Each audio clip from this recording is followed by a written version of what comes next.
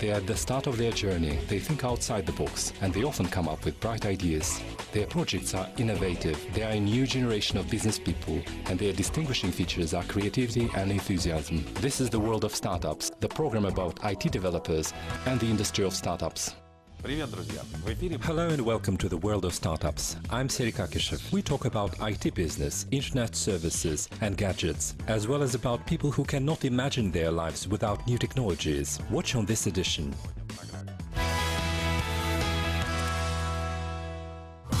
What kind of startups do banks invest in? Find out from our report.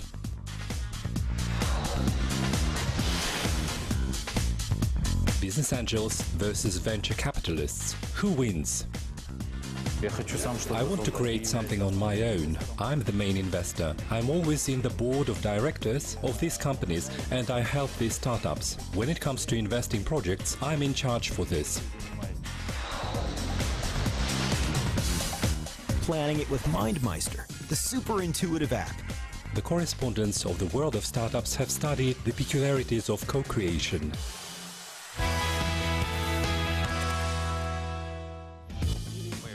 The number of services that offer banking operations that are carried out independently from banks is increasing. They are mostly mobile applications for money transfer. This competition makes the market players create their own applications or invest in startups. If you don't know about the current trends in banking and how to get investments from banks, our team talks about it in the upcoming report.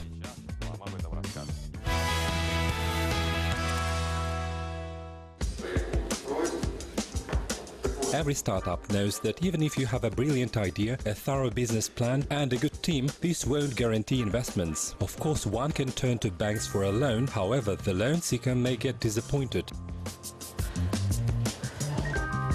There are a number of reasons why investors are not willing to invest in startups, and even if your project is a dream of any startup, such as an internal engine.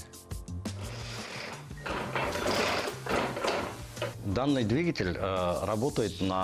engine works on the principle of the gravity of the compressed air and the atmospheric pressure that cause the production of electricity. The IZ engine by Izetaly Tleshev produces electricity literally from nothing. The atmospheric pressure that has an effect on all subjects on the planet makes a special valve rotate, which results in energy production. The creators of the engine made in Kazakhstan need 200 million tenge just to buy the necessary equipment. Financing is of course easier done in funds because banks have complicated and time-consuming procedures. These questions were discussed at the first Eurasian Investment Banking Forum, which has recently been held in Almaty. Well, banks have a difficult time investing in startups simply because banks invest in things they understand, things they know. They're investing in the sale of a car, a Ferrari, a Lada, it's a car. But a startup represents something new, disruptive, a new technology. Banks don't understand this, it's too risky, they don't invest. But things are not that bad. For example, Kazakhstani fund Damu takes responsibilities for financing startups and part of paying for loans. Guarantees from fund Damu allow banks to minimize risks by 70%. In case of the default, the Damu fund takes responsibilities for paying 70% of the default sum. Such preferential loans for startups are given as part of program Business 2020 initiated by the government to support local businesses. In order to participate in it, a business person has to be under 29 years old. It works in a very straightforward way. You come to the bank, it considers your candidature for the loan guaranteed by Fund Damu. The interest rate shouldn't be higher than 14% a year and the loan shouldn't be more than 20 million tenge. The priority directions which Fund Damu supports business people in are in agribusiness, car manufacturing, information technologies and healthcare. So if your startup is one of these sectors, don't miss this opportunity. Time is money.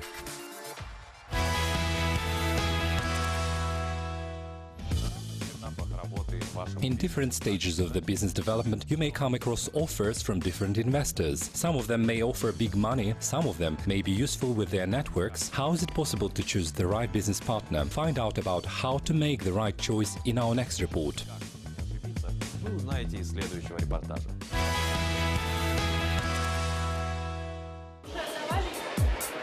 Investments in startups is a kind of lottery, and not only for business angels, but for startups themselves. Even if your idea is worth $1 million, one needs to know when and who they need to turn to for the initial capital. Experienced mentors believe that a lot of financing at the start may spoil a startup, and they won't arrive anywhere. One needs to find an investor who is suitable for them. Which invest to startups, but not in the early phase. And then there are business angels and, let's say, family offices. A venture capitalist is an investor that makes long-term investments in shares and enterprises of high risk, expecting big profits. Usually venture capitalists unite in venture funds. Currently in Kazakhstan there are 12 such institutions. However, one can count business angels on one hand. Still the key element of business angel is to be close, the trusted advisor to the entrepreneur. A business angel is a private investor who invests in innovative projects at an initial stage of the business for the return of the capital and share in the business. One of the successful business angels in Kazakhstan is Kenes Rakishev. This entrepreneur invests generously in various innovative startup projects, both in Kazakhstan and abroad. His most successful investment, as he says, was in Israeli invention StoreDot. It's a battery for a smartphone which charges in 30 seconds. We started the project in its infancy stage, when it was just an idea from 3 professors from an Israeli university. Today it's a company with a revenue of $50 million. By 2016, the work on the battery will be finished. The third kind of investor is quite obvious. They are banks. Their logic is simple. The idea and the team are not valuable for them. They only calculate all the risks mathematically. Now you have a clear picture of all the kinds of investors, and you can make a careful choice. The most important thing you should remember is that an investor is just your business partner, no more than that.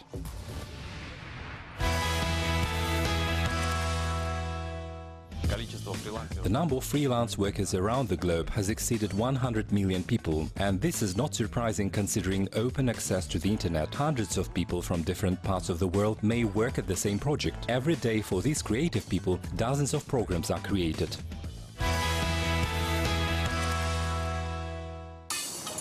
Janaydar, could you send me the documents about the participants? Janaydar, call experts in innovative projects for children.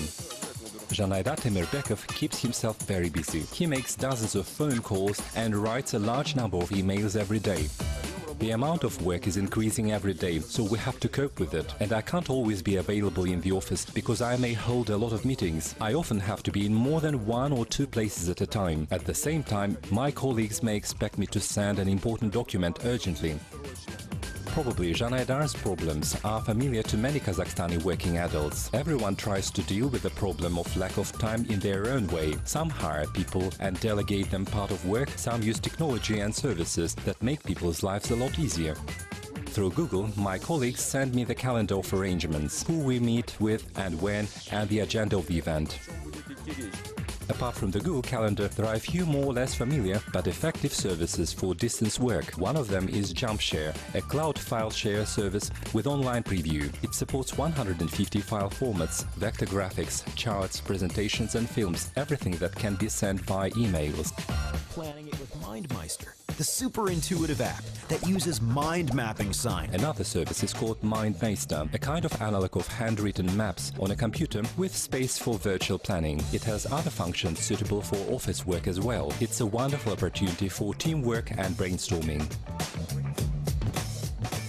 In my opinion, today a successful person and generally anyone who values their time and efficiency cannot work without new technologies. In addition to services we have already talked about, there are many others. You can find out about them from our groups on vk.com and Facebook.